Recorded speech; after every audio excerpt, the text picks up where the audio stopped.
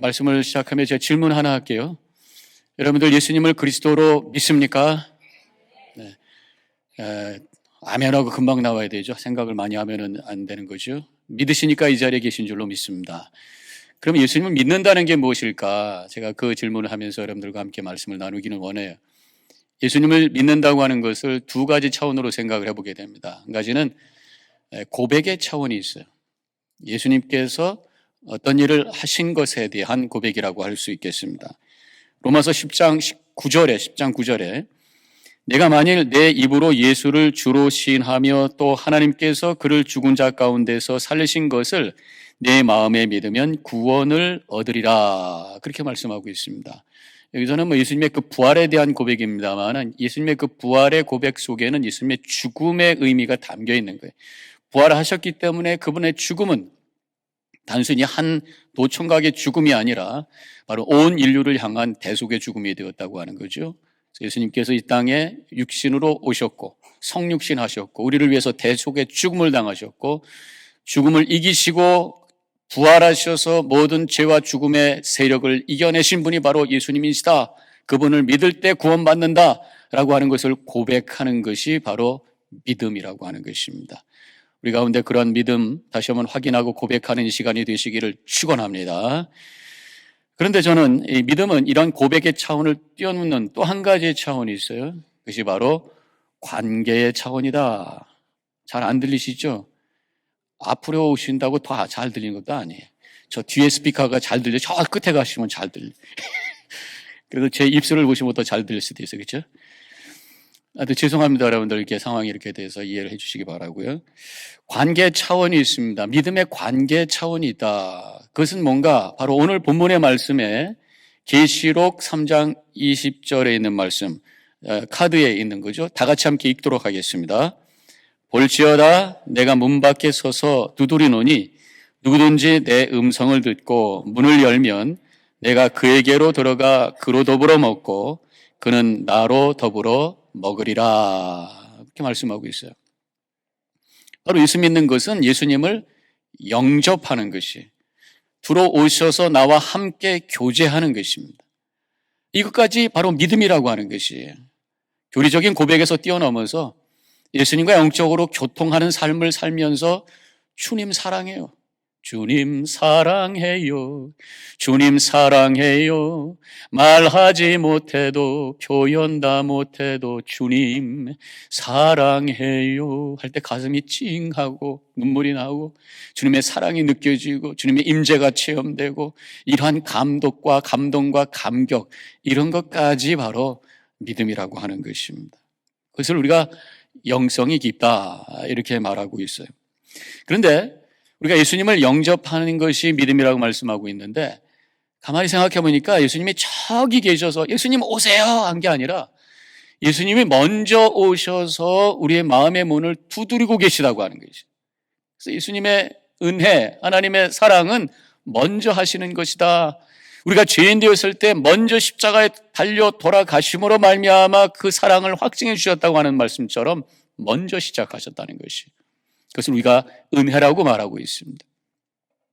제 인생을 이렇게 생각해 봐도 내가 지금 믿고 또 목회자가 되어서 하나님의 거룩한 일을 하는 것도 주님께서 먼저 시작해 주셔서 내가 받은 은혜구나, 이런 고백을 하게 돼요. 저희는 제가 3대째고 저는 모태신앙입니다. 어머니 뱃속부터 신앙생활을 한 거예요. 내가 하나님 오세요, 예수님 오세요 하기도 전에 어머니 뱃속에서 그냥 교회 간 거란 말이에요. 제가 태어났을 때 이미 목회자의 아들로 태어났어요. 제가 사는 데가 교회입니다. 목사관은 다 옛날에 교회 바로 붙어 있었어요. 마당도 쉐어하고 있었고. 내 앞마당이 교회 마당이에요. 내 친구들이 교회 친구들입니다. 주일날 되면 교회 가서 친구들하고 놀아요. 여름이 되면 여름 성경하고 아주 벅찬 감격으로 기다립니다. 그러면서 쭉 살아봤던 거예요. 책을 사주셔도 우리 아버님이 명화로 읽는 성경 해가지고 그림이 있는데 거기 성경 이야기 너무 재밌게 읽었어요. 그러면서 어렸을 때부터 믿음 안에 믿음의 문화 속에서 성장을 하다가 사춘기가 되면서 그게 뭐야? 내가 믿는다는 게 뭐야? 질문하기 시작하고 또 교회 다닌다는 게 뭐야? 질문하기 시작하고, 그러면서 이미 내가 교회 안에 있고 이미 내가 예수 믿는 사람이 되었기 때문에 내가 질문하면서 그것을 확인하면서 결국은 예수님을 영접하고 믿게 되면서 세례받고, 그 후에 고등학교 3학년, 2학년 올라가면서 하나님의 부르심을 받아서 신학교 가기로 결정하고, 그래서 목사가 되고, 주님께서 먼저 오셔서 너를 이끌어 주시고, 저는 그저 마음의 문을 열고 그분을 영접하고 그 콜링에 응답하면서 살아오면서 지금 저의 인생이 되었구나, 이런 생각이 들면서 하나님 감사합니다, 그런 믿음의 고백을 하게 됩니다. 여러분들의 믿음의 여정을 가만히 봐도 이미 하나님께서 여러분들 부르시고 인도하시고 믿음 주시고 지금까지 인도하셨음을 고백하지 않을 수가 없을 줄로 믿습니다.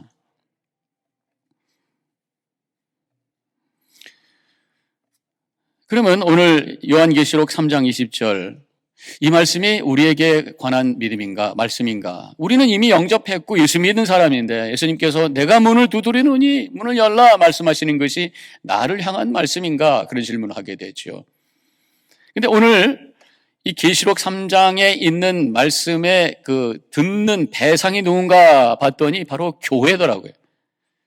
요한계시록 3장 16절, 내가 이같이 미지근하여 더럽지도 아니하고 차지도 아니하니 내 입에서 너를 토하여 내치니라. 바로 미지근한 라오디게아 교회를 향해서 주시는 말씀, 그들을 향해서 내가 너희들의 마음의 문을 연다, 예수를 믿는다고 하면서도 아직도 닫혀있는 그 마음의 문을 열기를 원한다라는 말씀이 바로 계시록 3장 20절에 있는 말씀이라고 하는 것입니다.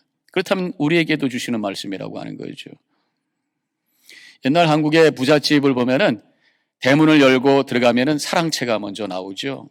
안채는 또 따로 있어요. 문이 또 있단 말이에요. 문을 열고 들어갔다고 해서 그 집에 다 들어간 게 아니더란 말이에요. 문을 열고 들어갔는데 사랑채만 앉아 있는 거예요. 예수님을 모셨는데 여전히 사랑채 앉아서 손님 취급하고 있어요. 아직 내가 살고 있는 그 공간 안에는 그분을 모시지 못했단 말이에요. 예수님께서 안채 문을 열라고 지금 문을 두드리고 계세요. 내가 예수 믿고 영접했다고 하지만 내 속에 있는 내 삶의 깊은 곳까지 주님을 아직 모시지 못하고 주님과의 영적인 깊은 교제 속에 들어가지 못하고 있단 말이에요. 오늘 주님께서 우리의 문을 열라고 하시는 그 음성 듣고 결단하는 시간이 되시기를 축원합니다. 그런데 예수님께서 문을 열라고 하는 음성을 듣지 못하고 살 때가 너무 많이 있어요. 왜 그럴까요? 세상의 일에 너무 분주해서 그래. 너무 다른 소리가 내 생각과 내 마음을 다 채우고 있어서 그렇단 말이에요. 집안에 큰 소리가 있고 뭐 텔레비전이 크게 틀어져 있고 음악 소리가 꽝꽝꽝꽝거리면 누가 와서 녹을 해도 몰라요. 그럴 수가 있어요. 마찬가지입니다. 주님께서 우리의 마음 깊이 들어오기를 원하시는데 그저 먹고 사는 것만 생각하고 세상의 즐거움만 쫓아다니고 물질적인 것만 쫓아다닌다면 주님의 음성이 들려지지 않아요. 주님께서 문 두드리는 소리가 들려지지 않아요. 주님의 음성을 듣기 위해서는 우리 생각의 방향이 바뀌어야 됩니다. 내 안에서 밖을 향해 나가야 돼요. 나만 잘 먹고 나만 행복해지고 나만 높은 자리에 올라가고 나만 출세하고 나만 생각해가지고는 주님의 음성이 들리지 않는다는 거죠. 나로부터 밖을 향해서 다른 사람들을 바라보고 또 나만 생각하다 보면은 부족한 것만 생각이 들어서 불평불만하게 되지만 눈을 들어서 하나님을 바라볼 때에 하나님께서 나에게 주신 그 은혜를 고백하기 시작하고 주님 감사합니다 고백하기 시작할 때 주님의 음성이 들리고 주님께서 내 마음을 두드리는 소리가 들기 시작하면서 주님과 영적으로 교제하기 시작하는 것이죠.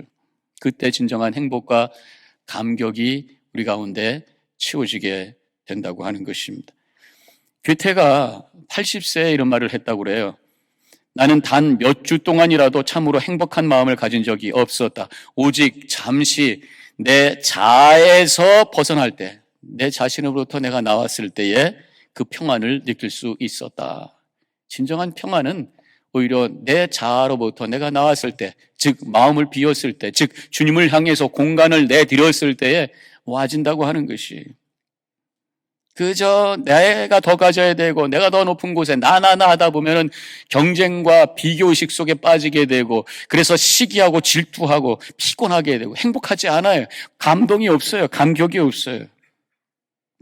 오늘 이 시간에 다시 한번 나만을 생각하던 자리에서 빠져나와서 주님이 음성이 들리는, 주님의 음성을 듣고 마음의 문을 열고 주님을 모심으로 말미암아 주시는 평강과 은혜를 체험하는 귀한 이 시간이 되시기를 축원합니다. 또 한 가지 우리가 주님의 음성을 듣지 못하는 이유는 영적으로 잠자고 있을 때 들지가 않습니다. 너무 깊은 잠에 들어가면은 안 들려요. 어떤 목사님이 한국에 있는 목사님이시에요. 교회가 가까운 데 있어서 이제 걸어갔어요. 그리고 저녁에, 금요일날 저녁에 밤에 심야 기도가 있어서 끝나고 나니까 12시가 넘었습니다. 집으로 와서요. 앞불사 키를 집에다 두고 왔네. 문을 열라고 했더니 잠겨 있는 거예요. 애들이 있으니까 링을 누르고 눈을 두들겨도 애들이 깊은 잠을 자면은 그냥 모르는 거예요. 도둑놈이 어떤 몰 정도 자고 있는 거죠. 그래서 목사님이 그래도 너무 심하게 할 수도 없고 아파트니까. 그래서 여보, 하나님께서 오늘 우리 철야 기도하라고 하는가 보다. 그래서 교회 가서 열심히 기도하고 나왔다는 그런 얘기도 있어요. 우리가 영적으로 잠자고 있을 때에 주님께서 아무리 우리에게 소리를 치고 말씀을 주셔도 안 들린단 말이에요. 요즘에 이 팬데믹을 통해서 성도님 중에 많은 분들이 그냥 들어 넣어 주신 분들이, 들어 넣어 계신 분들이 좀 있으신 것 같아요. 빨리 깨셔서 주님을 향해 움직이시고 마음의 문을 열고 주님의 음성을 듣고 주님의 뜻을 향해서 더 움직이는 그런 결단이 있어야 될 줄로 믿습니다. 그래서 깊이 자고 있을 때에 주님께서 우리를 흔들어 깨우셔요. 흔들어 깨우시는 방법이 뭡니까? 바로 고난이라고 하는 거예요. 삶의 여러 가지 챌린지라고 하는 것이. 그래서 고난이 오면은 사람들은 믿지 않는 사람들은 그걸 뭐 사고라고도 얘기하고 재수 없다고도 얘기하고 고난이라고도 얘기할 수 있지만 우리 믿는 사람들은 하나님께서 나를 영적으로 깨우시는구나 라고 하는 것을 고백하면서 깨어 주님을 향해 나아가 기도하며 주님과 영적으로 교통하고 교제하면서 주시는 평강과 은혜를 맛보시기를 주님의 이름으로 간절히 축원합니다.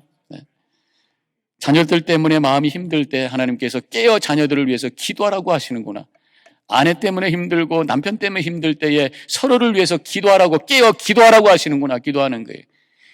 경제적인 문제 때문에 힘들어할 때 하나님께서 물질 속에 빠져서 영적으로 잠자고 있는 영혼을 깨워서 영적인 세계를 향해 나아가라고 하나님께서 나를 부르시는구나. 그렇게 그것을 받아들이면서 나가야 되는 것이죠. 마음의 문을 열지 못하는 또 한 가지 이유는 주님의 소리가 들리긴 들리는데 내 속에 깊은 곳을 드러내 보여주고 싶지 않은 거예요. 설교를 통해서 말씀을 통해서 메시지가 들어옵니다. 도전의 메시지가 있어요. 그래도 문을 안 여는 사람, 하나님을 향해 내 영혼 깊은 곳까지 고백하고 싶지 않은 거예요. 우리 인간관계도 마찬가지입니다. 그냥 뭐 잘난 모습만 보여주고 뭐 성공한 얘기만 하고 잘된 얘기만 한다면 그 사람하고 깊이 만나지 않아요. 힘든 얘기도 하고 어려운 얘기도 하고 속에 있는 얘기를 해야 서로가 교제가 되는 거죠. 한 사람이 속에 있는 얘기를 하면은 듣던 사람도 자기 얘기를 하게 되어 있습니다. 그러면서 함께 교제하게 되어 있어요. 저는 우리 뉴저지연합교회 속회들이 그저 서로 겉모습만 가지고 겉얘기만 하지 않고 속마음을 열어놓고 하나님의 사랑과 은혜를 나누는 진정한 코이노니아의 공동체가 되기를 주님의 이름으로 간절히 축원합니다. 그때 거기서 주님의 임재가 체험되고 서로 위로가 되고 하나님 나라가 임하게 되어 있는 것이에요.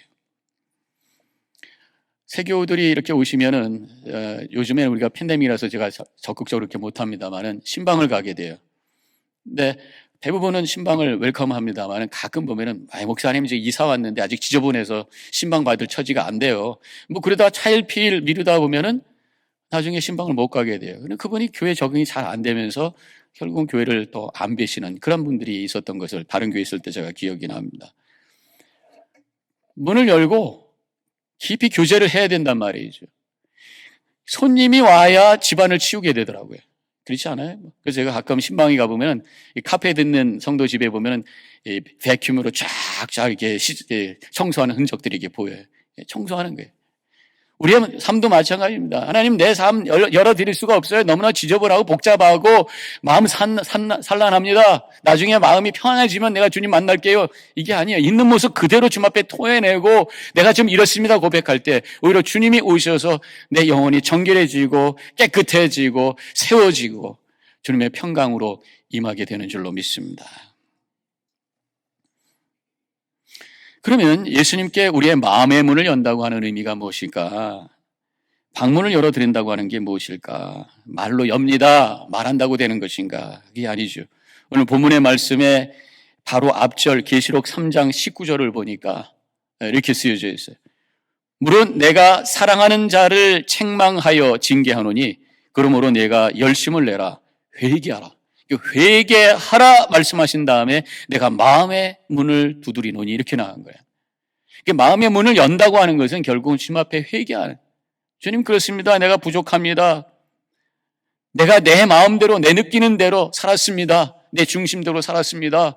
주님 들어오셔서 내 삶 속에 왕자에 앉아 계셔서 내 삶을 주관하여 주옵소서 하면서 내가 내 삶을 이끌었던 그 자리에서 내려오는 것, 그리고 주님을 초청해서 내 자리 그 자리에 올려드리는 것, 이것이 바로 회개라고 하는 것을 알 수가 있어요. 내가 내 삶을 주장하고 내 뜻대로 내가 원하는 대로 내 느낌대로 산다고 하는 것이 행복한 것 같지요? 사실은 그것이 아니에요. 어리석은 거예요. 우리 인간의 생각이라고 하는 것이 얼마나 짧고 얼마나 부족한가. 사실 믿음이라고 하는 것은 인간의 한계를 고백하고 한계를 느끼고 그것을 내려놓을 때에 그때 주님이 보이고 주님의 음성이 들리고 영생이 느껴지고 영생이 보이고 복음이 들려지는 역사가 일어난단 말이죠. 내 생각이 얼마나 단순하고 얼마나 비좁고 내 중심적인가, 그리고 얼마나 어리석인가를 알 때에 그때 주님을 향해 마음의 문을 열게 되고 주님을 모시고 주님의 말씀대로 살아감으로 우리 삶이 변화되는 역사가 일어난다고 하는 것입니다. 아라비아 사막 가운데 마을이 하나 있대요. 그래서 어떤 학자가 그 마을을 연구하기 위해서 거기를 들어갔어요. 거기 있는 분들하고 이야기하다 보니까 평생 거기서 나가본 적이 없는 사람들이 대부분이, 거기서 태어나고 거기서 살다가 거기서 죽고, 그래서 답답해가지고, 아니 이 밖의 세상이 얼마나 넓고 지금 문명이 발달하고 이 새로운 세상이 있는데 이 답답한 데서 이 사막 가운데서만 그렇게 처박혀서 삽니까? 한번 나가보세요. 그분들이 하는 말이, 우리가 한번 시도를 해봤는데 나가봤더니 돌고 돌다가 다시 돌아오더군요. 그래서 우리가 아예 포기하고 그냥 거기 삽니다. 그래서 그 학자가 한번 그럼 같이 가봅시다 그러고 걸어가기 시작합니다.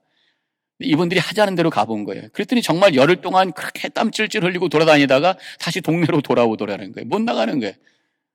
알고 봤더니 이 사람들은 그냥 눈에 보이는 것만 가지고 자기들 감각에 의지해가지고 가니까 이 사막이 뭐 지형이 왔다 갔다 하니까 돌고 돌다가 다시 돌아왔다는 거예요. 그래서 이분이 그분들한테 얘기했어요. 이렇게 하지 마시고 낮에는 그냥 천막치고 주무세요.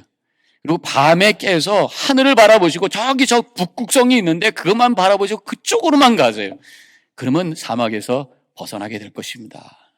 그때 그 사람들이 그대로 했더니 3일 만에 사막을 벗어나게 되었고 새로운 넓은 세상을 맛보게 되었다고 하는 그런 얘기가 있어요. 마찬가지입니다. 우리도 우리 생각 가지고 내 느낌만 가지고 살면 그 안에서 뱅글뱅글 돌다가 인생 그냥 그렇게 끝나는 거예요. 그러나 절대자이신 하나님을 바라보면서 그분의 말씀을 향해서만 걸어갈 때 우리 삶의 새로운 지평이 열리기 시작하고 넓고 영원한 세계를 맛보면서 걸어가는 놀라운 축복의 삶을 살게 되는 줄로 믿습니다.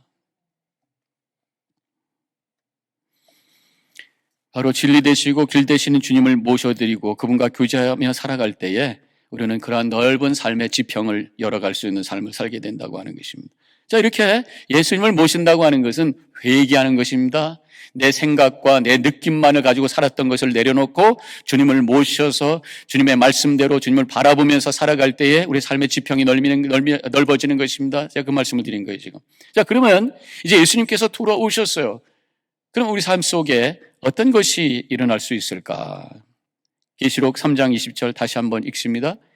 내가 그에게 들어가 그와 더불어 먹고 그는 나로 더불어 먹으리라. 예수님께서 들어오셔서 하시려고 하는 것이 함께 먹겠다 그런 말씀이에요. 예수님께서 잡수실 것이 없어서 우리한테 먹을 것을 구걸하겠다 그런 말씀인가요? 아니죠. 함께 식사하겠다고 하는 것은 서로 정답게 교제하겠다 그런 말씀이죠. 친한 사람하고 밥 먹습니다. 불편한 사람하고 식사 안 해요. 그래서 우리가 함께 이렇게 대화하다가 친해지면 다음에 만나면 우리가 식사 한번 해요. 그렇게 헤어진다고요. 식사할 수 있는 우리 좋은 관계가 됐습니다. 그런 얘기입니다. 그렇다고 전화해가지고 언제 먹을 거야? 그렇게 얘기하지 않잖아요. 그냥 인사하잖아요. 식사할 수 있는 관계, 이 좋은 관계란 말이에요. 예수님께서 우리 마음에 오셔서 함께 떡을 떼면서 교제하기를 원하신다. 그런 말씀이에요. 그래서 주님께서 우리 마음에 들어오시면 친밀감을 경험하면서 외롭지가 않아요. 점점 시대가 발전하면서 외로움의 시대로 변하는 것 같습니다. 그래서 한국에 보면은 요새 뭐 혼밥, 혼술 이런 표현이 있더라고요. 혼자 밥 먹고 혼자 술 마시고. 일본의 어떤 식당 그림을 제가 한번 봤는데, 사진을 봤는데, 식당이 꼭 도서관 같아요. 옛날 독서실이라고 그러죠. 공부하러 가면은 칸막이가 쫙쫙쫙 있어가지고 거기서 공부 열심히 하지. 옆에 친구들하고 안 보이기 위해서 옆에 칸이 있잖아요. 식당인데 그런 거예요. 다른 사람하고 별로 얘기하고 싶지 않다는 거예요. 혼자서 그 인터넷 하면서 혼자서 밥 먹고 그러다가 가는 그런 식당도 있는 거예요. 혼자서. 외로움의 시대에 점점 사람들이 똑똑해집니다. 배운 것도 많습니다. 점점 나라고 하는 것이 강해져요. 그러다 보니까 함께 서로 나누는 것이 어려워요. 그래서 에휴, 결혼해서 지지고 볶는 것보다 차라리 혼자 살지, 그런 분들이 많아지는 거예요. 자꾸만 결혼했다가 깨지는 모습을 보니까 젊은 사람들이 그냥 그럴 바에야 혼자 살겠다고. 혼자는 외롭고 둘이서는 괴로워. 그래서 괴로운 것보다는 외로운 걸 선택하며 살겠다. 그런 사람들이 생긴단 말이죠. 그러나 주님과 함께 거할 때에 혼자 있어라도 외롭지 않아요. 주님이 나와 함께 계신다고 하는, 주님과 함께 영적으로 교제하면서 살아갈 때에 말씀을 통해서 주님의 음성을 듣고 기도하면서 주님의 임재가 체험되고, 그래서 감동에도 눈물이 흐를 수 있는 그런 영적인 교제 속에 살아갈 때에 혼자가 있어도 외롭지 않아요. 든든한 마음을 가지고 모든 것을 이겨내면서 승리의 삶을 살게 되는 줄로 믿습니다. 우리가 예수님이 우리 안에 들어올 때에 우리는 자존감이 높아지게 돼 있어요. 내가 친한 사람이 누군가에 따라서 나에 대한 자존감이 달라지게 돼 있습니다. 훌륭한 친구가 있으면 나도 가슴이 우뚝 이렇게 어깨가 피는 거잖아요. 내가 잘 아는 사람들이 내가 아는 사람이 누군데 그 얘기 막 하려고 그러잖아요. 그 아는 사람이 누군가에 따라서 나의 가치도 달라진다고 생각하니까요. 주님이 우리 안에 들어오셔서 나와 함께 교제하고, 그래서 주님이 나를 사랑해 주신다고 하는 것이 확신되었을 때에 우리는 자존감이 높아지고 자신감이 생겨요. 자신감이 생기면 내 안에 있는 하나님이 주신 은사와 역량을 최대한 발휘하면서 그 인생을 꽉 찬 인생으로 살게 되어 있단 말이에요. 스포츠 하시는 분들, 특별히 골프 하시는 분들 보면은 마음이 평화로워야 된대요. 마음이 흔들리면은 이게 공도 안 맞아가지고, 평화로운 것이 가장 큰 능력이에요. 우리 인생도 마찬가지입니다. 마음이 평화로워야 자신이 갖고 있는 능력을 최대한 발휘하면서 그 인생을 바르게 살게 되고 참되게 살게 되고 가치 있게 살게 되는 거죠. 주님이 나와 함께 하신다고 하는 것을 확신할 때 우리는 그런 생각을 갖게 됩니다. 요한복음 1장 12절에 보면은 영접하는 자, 이것이 오늘 우리 카드 속에 있는 그 구절이니까 같이 함께 읽도록 하겠습니다. 요한복음 1장 12절 같이 읽습니다. 영접하는 자, 곧 그 이름을 믿는 자들에게는 하나님의 자녀가 되는 권세를 주셨으니. 다시 한번 시작. 영접하는 자, 곧 그 이름을 믿는 자들에게는 하나님의 자녀가 되는 권세를 주셨으니. 영접하게 되면 오셔서 함께 식사를 나누게 되고, 영접하게 되면 우리가 하나님의 자녀, 식구가 되고 영적인 가족이 된다 그래요. 하나님의 아들이 되고 하나님의 딸이 된다, 이렇게 말씀하셨어요. 얼마나 감사해요. 더 나아가서 오늘 계시록 3장 20절 읽었는데 그 바로 다음에 주님께서 들어오셔서 함께 떡을 나누고 식사하시고 먹고 마신다 말씀하시고 나서 3장 21절에 이렇게 말씀하셨어요. 이기는 그에게 내가 내 보좌에 함께 앉게 하여 주기를, 내가 이기고 아버지 보좌에 함께 앉는 것과 같이 하리라. 거룩한 보좌에, 내 보좌에 너희들도 함께 앉게 할 것이다. 하나님의 자녀가 되고 더 나아가서 바로 왕 같은 제사장으로 우리를 높여주시겠다, 그렇게 말씀해 주셨단 말이죠.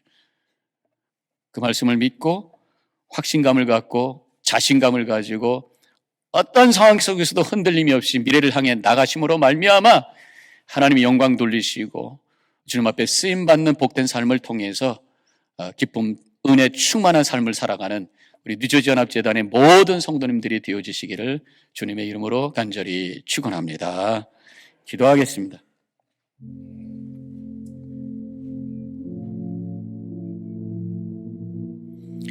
이 시간에 한번 우리 자신을 되돌아보겠습니다. 우리가 예수님을 믿는다고 고백합니다.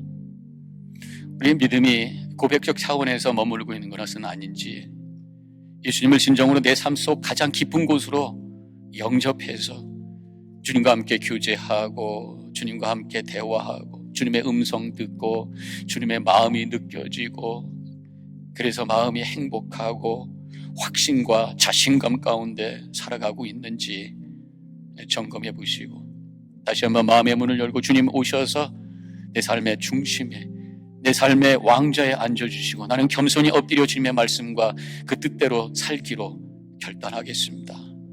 고백하는 이 시간이 되시기 바랍니다. 잠깐 묵상 기도합니다.